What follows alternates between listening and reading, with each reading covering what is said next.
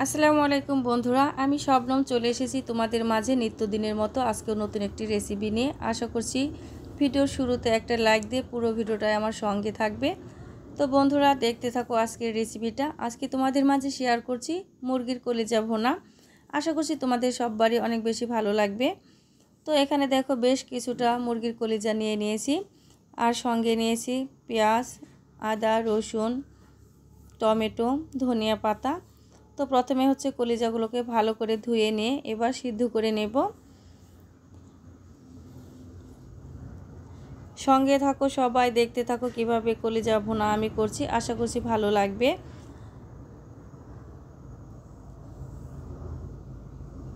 এবার হচ্ছে পেঁয়াজ, রসুন, আদা, ধনিয়া পাতা, টমেটো সব কিছুই হচ্ছে আমি কুচি করে নেব।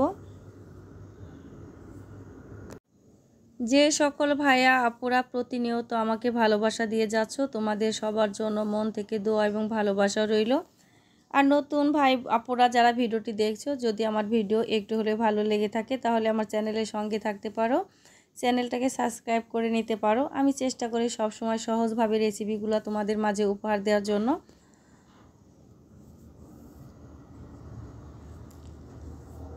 তো এক এক করে হচ্ছে সব উপকরণ আমি কেটে রেডি করে নিচ্ছি।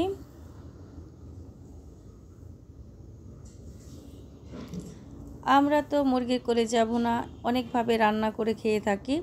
তো এভাবে তোমরা একবার রান্না করে দেখো, অবশ্যই ভালো লাগবে।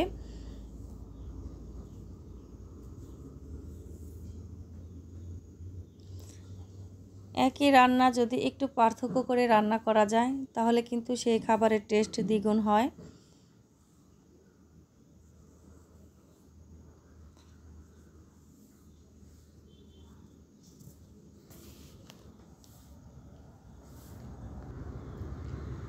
যে প্রসেসে হচ্ছে মুরগির কলিজা আমি ভুনা করব, একইভাবে যদি গরুর কলিজা ভুনা করা যায় তাহলেও কিন্তু খেতে দ্বিগুণ টেস্ট হবে। এবার হচ্ছে আদা, রসুন, পেঁয়াজ সব কিছু একসঙ্গে দিয়ে আমি পেস্ট করে নেব। তো পেস্ট করা হয়ে গেছে, একটা বাটিতে ঢেলে নিচ্ছি।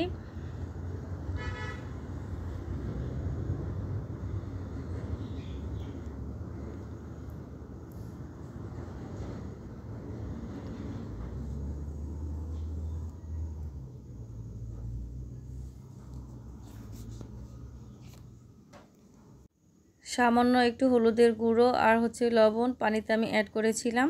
খুব ভালো করে কলিজাটাকে সিদ্ধ করে নিতে হবে।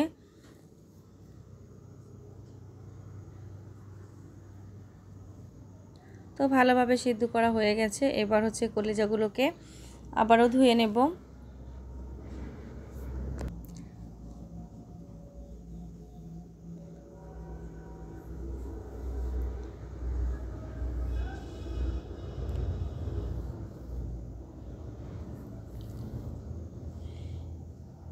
এবার ছোট ছোট করে টুকরো করে নেব।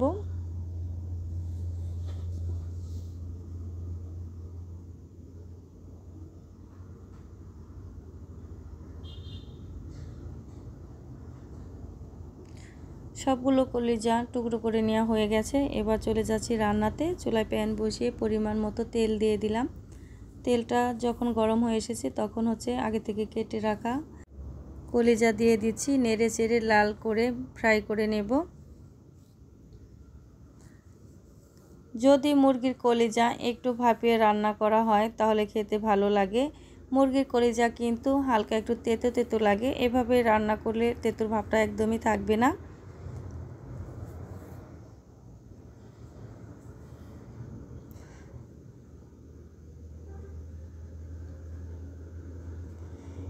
একদম লাল লাল করে ফ্রাই করে নেওয়া হয়ে গেছে। এবার হচ্ছে তুলে নিচ্ছি।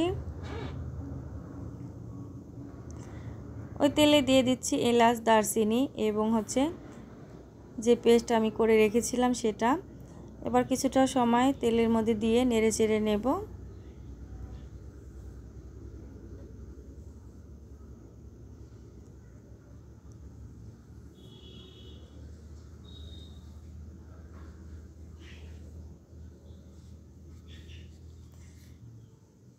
এবার দিয়ে দিব শুকনো উপকরণ, হলুদের গুঁড়ো, মরিচের গুঁড়ো, ধনিয়া গুঁড়ো, ভাজা জিরের গুঁড়ো, লবণ।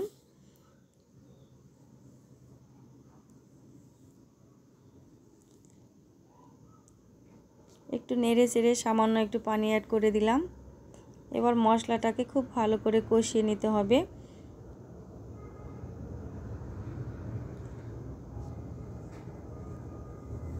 যে কোনো খাবারের মশলাটা যদি একটু সময় নিয়ে কষানো যায় সেই খাবারের টেস্ট কিন্তু দ্বিগুণ হয়।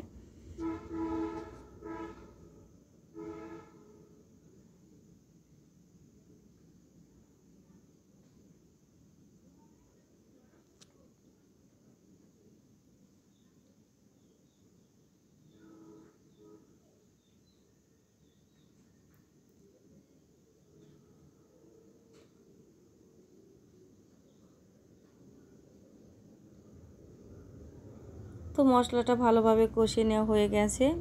এবার হচ্ছে আগে থেকে কুচি করা টমেটো দিয়ে দিচ্ছি। এবার টমেটোগুলোকে মশলার সঙ্গে নেড়েচেড়ে বেশ কিছুক্ষণ কষিয়ে নেব। ঢাকনা দিয়ে ঢেকে রাখবো।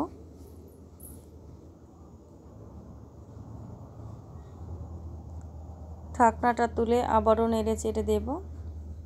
এভাবে হচ্ছে আমি 3 বার ঢাকনা দিয়েছি, ঢাকনা তুলেছি, নেড়েচেড়ে দিয়েছি।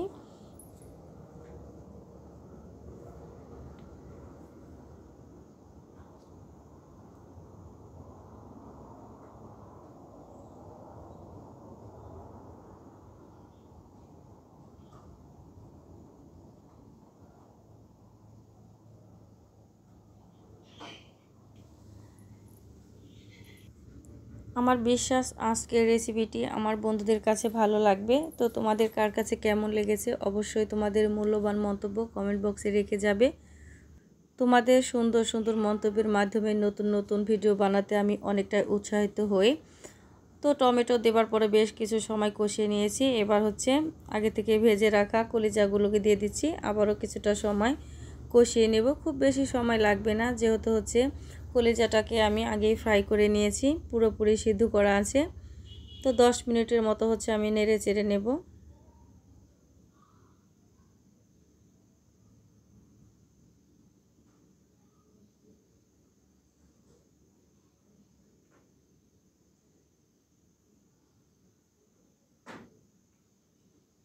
তো এখানে হচ্ছে আমি এক্সট্রা কোনো পানি অ্যাড করব না। তো কলিজা ভুনাটা একদম লাস্ট পর্যায়ে চলে এসেছি। এই পর্যায়ে হচ্ছে ধনিয়া পাতা কুচি দিয়ে ভালো করে নেড়েচেড়ে মিশিয়ে আমি পরিবেশন করে নেব।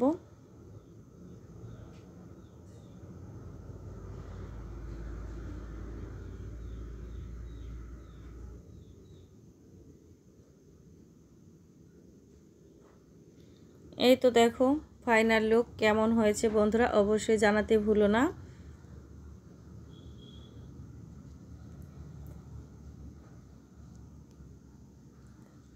তো আজকের মতো এই পর্যন্তই। দেখা হচ্ছে, কথা হচ্ছে নেক্সট কোনো নতুন ভিডিওতে। সে পর্যন্ত আমার সকল বন্ধুরা অনেক অনেক ভালো থেকো, সুস্থ থেকো। দোয়া এবং শুভকামনা করে আজকের মতো বিদায় নিচ্ছি। আল্লাহ হাফেজ।